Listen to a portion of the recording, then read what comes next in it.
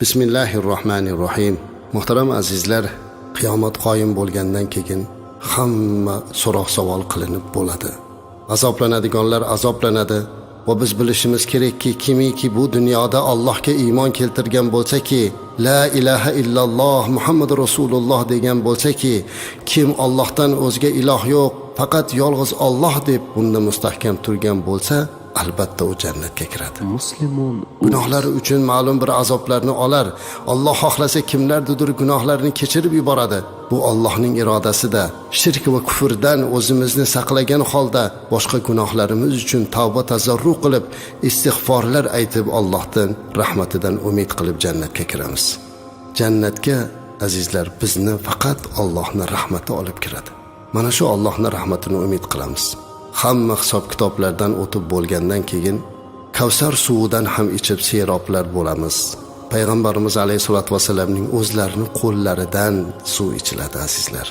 Havzi Kavsar suvini ichgandan keyin qaytib inson chanqamaydi ekan, ammo jannatdagi suvlarni esa endi chanqoqni bosmoqlik uchun emas, rohatlanmoqlik uchun ichilar ekan.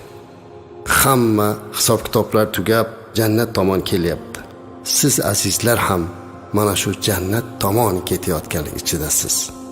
Allah Qur'onda aytadiki, Estaizu billah, "Wasiqal ladina taqaw rabbahum ilal jannati zumara hatta idza ja'uha wa futihat abwabuha wa qala lahum khazanatuha salamun alaykum tibtum fadkhuluha khalidin." Allah aytayaptiki, va Robbilariga taqvo qilganlar jannatga to'p-to'p bo'lib guruh qilib olib kelinadi. Toki o'sha jannatga yetib kelgan chog'larida jannatning eshiklari ochiladi. Bilasizmi, u yerda sizlarni kimlar kutib oladi? Ushbu oyatda Alloh aytayaptiki, hatta ja'uha, hatto ular keladi jannatning oldiga, va futihat abwabuha, va jannat eshiklari ochiladi, va qala lahum khazanatuha, va jannat oldida tizilib turgan farishtalar siz azizlarga qarab, assalomu alaykum, xush kelibsizlar, qandayam yaxshisizlar, salomlar bo'lsin, xush keldinglar. Bas endi mana shu yerda abadiy qoluvchi bo'lib jannatga kiringlar deb nido qiladi. Jannat oldida farishtalar salomi ila kutib olinganini ko'rgan har birimiz oyatda nimalar deyishimizni ham aytayaptiki, u yerda jannatga kirayotgan jannatiylar istaizu billah va qalu alhamdulillahillazi sadaqana wa'dahu va awrathana al-arda natabawwa'u minal jannati haythu nasha fa ni'ma ajrul 'amilin. Jannatga kirayotganlar bizlarga bergan va'dasini rost qilgan va bizga bu yerni, ya'ni jannat yerini meros qilib bergan Allohga hamdlar bo'lsin. Undan xohlagan joyimizni olamiz deydilar. Bas amal qiluvchilarning ajri qanday ham yaxshi bo'ldi. Oyati karimada ko'rsatib qo'yganidek, farishtalar kutib olgandan keyin, salom berganlardan keyin hammalarimiz alhamdulillah deb jannat tomon kiramiz ekan. Men hammalarimiz deb gapiryapman. Mana shularning ichida bizni bo'lishligimizni orzu qilib, Allohdan so'rab, niyatimizni xolis qilib gapirmoqdamanki, azizlar, jannatda har bir jannatiyni o'zini joyini, maqomini tayyorlab qo'ygan Alloh. Uning qasri bor, uning makoni bor, lekin u yerga kirib biz qayerga boramiz deb so'ramaymiz ekan. Jannatga kirganlarni o'zlarini joyini topadigan qilib Alloh taolo ilhom berar ekan. Hamma o'zini joyini o'zi topib boraverar ekan. Qarang, birortasi aytala mana bu siz joyingiz demas ekan. Siz jannat tomon kirib bordingizda ketyapsiz, yo'llar shunday go'zalki, atroflar ta'rifga sig'maydigan go'zallik. Tog'lar, bog'lar, na sovuq bor, na issiq, shunday bir go'zal shaboda, shunday bir muattar hid, shunday bir go'zallik ichida jannatiylar mast holda ketyaptilar. Yo'lda ketayotgan mahallingizda yo'l bo'yidagi anhorlarga ko'zingiz tushadi. Anhorlar oqib turibdi, birlarida asal, birlarida sut, birlarida sharbat, sharoblar oqib turibdi. Xohlaganingizni ichib serob bo'lasiz, xohlaganingizni ichib rohatlanasiz. Eng qizig'i, ushbu daryolar havoda oqyapti. Yerda oqizib qo'ygan Alloh jannatda havoda oqizib qo'yishlikka ham qodir ekan. Bu narsalarni ko'rib ketayotib, birdan sizni qasringiz yo'liga ketayotganingizda bir gulga ko'zingiz tushib qoladi. Shunday go'zal gul ekanki, haliginga mahliyo bo'lib, bunaqa go'zal gulni ko'rmaganman deb gulni oldida 40 yil qolib ketasiz ekan. Farishtalar aytarkan: ey banda, yurgin, bu gulga qarama, bundanda go'zalroq, bundanda hali mahliyo qiladigan narsalar qarab turibdi. Ko'z ko'rmagan, quloq eshitmagan, tasavvuringga kelmagan narsalar bor, yur deb boshlarkan. Bitta gul shuncha oshiq qilib turgizib qo'ydi. Endi u yoqda nima kutyapti? Yo'lda ketayotib so'raveramiz ekan: mana bu ham mengami? Ha, senga, deydi farishtalar. Mana bu tog'lar ham menikimi? Bu ham seniki. Bog'larchi, bu ham seniki. Hamma yo'q menikimi? Hamma yo'q seniki. Yurgin, odimlagin. Ketib borganda uzoqdan o'zini qasrini ko'rar ekan. Mana bu qasr seniki. Azizlar, jannatdagi qasringiz Alloh muborak qilsin. Bu jannatdagi qasrning g'ishlari tillodan, uning o'sha g'ishni urayotganda ishlatiladigan qorishmalari mushki ambardan. Shuning uchun uzoqdan mushki ambarlarni hidi urib turar ekan. Muattarlik shunchalik bo'lar ekanki, odam aqlini yo'qotar ekan buni hidlaridan. Kumushdan, oltindan bo'lgan g'ishlardan qurilgan qasr. Tashqaridan qarasangiz, ba'zi joylarning ichini ko'rasiz, ba'zida esa tashqaridagilarni siz bemalol ko'rasiz. Tasavvur ham qila olmaydigan darajadagi Allohning marhamati bilan bu qasrga kirib boriladi. Darvozalar, eshiklar qasrniki ochiladi. Sizni u yerda sizga muntazir bo'lib Alloh tomonidan yaratilib siz uchun xizmatingizga qo'yib qo'yilgan huri g'ilmonlar peshvoz chiqib kutib oladilar. Shunday g'ilmonlarki, shunday xizmatkorlarki, ularni Qur'ondagi oyatni vasfiga muvofiq aytadigan bo'lsak, xuddi yerga sochib qo'ygan marjondek. Xush keldingiz, marhabo, bu sizni qasringiz muborak bo'lsin. Ichkariga kirganda birinchi bo'lib sizga ro'paro keladigan sizni jufti halolingiz, sizni ayolingiz bo'lar ekan. Hayron bo'lmang. Jannatda ayoling bo'ladimi? Ha, azizlar. Qur'oni Karimda hum va azvajuhum degan. Ular jannatiylar va ularning ayollari deb keltiriladi. Hozir ehtimol so'zimizni eshitayotganlar bir oz ayolidan ranjiganlari bo'lsa, bir oz ayolingizdan ko'yingiz to'lmaganingiz bo'lsa, hukm chiqarishga oshiqmang. Siz jannatdagi qasringizda ko'rgan ayolni ko'rib xushingizni yo'qotasiz.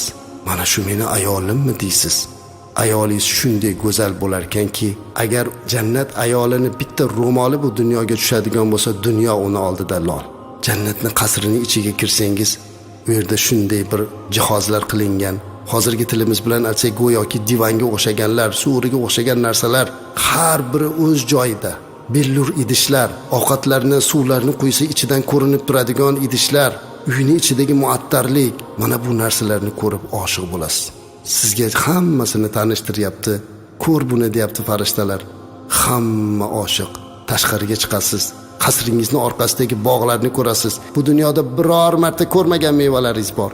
Olma yegim kelyapti deysiz, olma pishib, daraxtlari sizga asta shoxlari egiladi. Jannatda ovqat yeyaverasiz, suvlar ichasiz. U yerda hojat qilish yo'q, u yerda burun qoqish yo'q, u yerda tupurish yo'q. Hatto badandan chiqqan terlar ham mushka ambar bo'lib chiqadi. Hamma rohat farohatlar turgan bir paytda, bilasizmi nima bo'ladi shu payt? Azizlar, Alloh haq azza va jallaning nidosi kelar ekan. Ey jannat ahllari, assalomu alaykum. Ey jannat ahllari, sizlarga salom bo'lsin deb Alloh haq azza va jalla salom berar ekan. Buni eshitishlikdan ortiqroq rohat bormi azizlar? Butun jannat ahli o'zimizni yo'qotgan holatda Allohumma antas salam va minkas salam va ilayka yarji'us salam. Ya Rabbim, seni o'zing salomsan, sendandir barcha salomlar. Tinchlik, ofiyatlik sendan bizga keladi va butun salomlar senga qaytadi deb yuboramiz ekan. Shu payt Alloh azza va jalla jannat ahliga qarab: ey ahli jannat, mendan nima istaysizlar? Nima xohlaysizlar? Nimani ziyoda qilay deydi ekan. Shunda jannat ahlini so'raydigan narsasi hayron bo'lar ekan. Ya Rabbim, bizlarni gunohimizni kechirding. Bizlarni mana shunday jannat bilan ne'matlantirding. Shuncha narsalarni ko'rib biz yana nima ziyodalikni so'raymiz? So'ranglar, bugun sizlarga ziyoda qilinadigan kun. Nima xohlaysizlar? Aytamiz ekanki, ey Robbim, bizdan rozi bo'lishingni so'raymiz. Alloh aytar ekan: "Ey bandalarim, agar rozi bo'lmaganimda sizlar jannatga kirmas edinglar. Sizlardan rozi bo'lganligim uchun sizlar bugun jannatga kirdinglar. Ziyodalik so'ranglar, nima xohlaysizlar?" Shunda jannat ahli so'rar ekan: "Robbim, seni ko'rishlikni xohlaymiz." Shu payt Allohni to'sib turgan barcha pardalar ochilar ekan va jannat ahli Alloh azza va jallani ko'rishga musharraf bo'lar ekan azizlar. Uni tasavvur qila olmaymiz, uni aytib bera olmaymiz. lekin Alloh azza va jallani ko'rishlik degandagi tasavvurni qilganimiz o'zidayoq yuraklarimiz xinadan chiqib ketay deyapti. Go'yoki butun dunyoni tark qilsak-ku, hozirda o'zida jannatga borib qolsak-ku, hozirda o'zida Alloh azza va jallaning bizga qarab turib salom berganini ko'rishligini Alloh nasib qilsa deb yuborasan inson. Lekin hamma narsaning vaqti soati bor. Allohdan so'raylikki, mana shu Allohning diydorini ko'rishlikni Alloh bizga nasib qilsin.